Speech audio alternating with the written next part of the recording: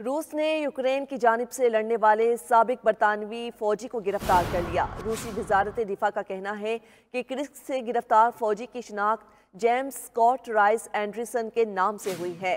आपको अपडेट कर रहे हैं। साबिक बरतानवी फौजी की शिनाख्त जेम्स स्कॉट राइस एंडरसन के नाम से हुई है। मजीद तफसीलात जानते हैं मॉस्को में मौजूद नुमाइंदा 92 न्यूज़ शाहिद घुमन से। जी शाहिद, आगाह कीजिएगा।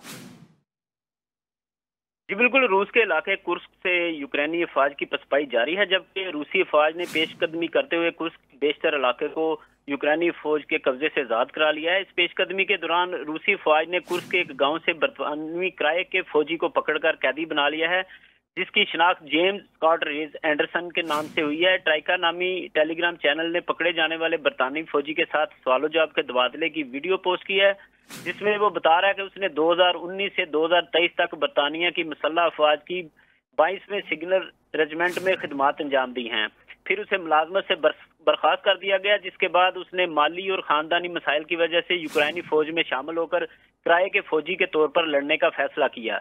एक रूसी फौजी ब्लॉगर यूरी पोडिल्का ने अपने टेलीग्राम चैनल में लिखा है कि हमारे फौजी दस्ते कुर्स्क के गांव प्लीखवा की जानब तेजी से बढ़ रहे थे, जहां पर हमने बरतानवी फौजी को यूक्रेन की मुसल्ह अफवाज के दीगर फौजियों के साथ एक मजबूत गढ़ में पकड़ा है।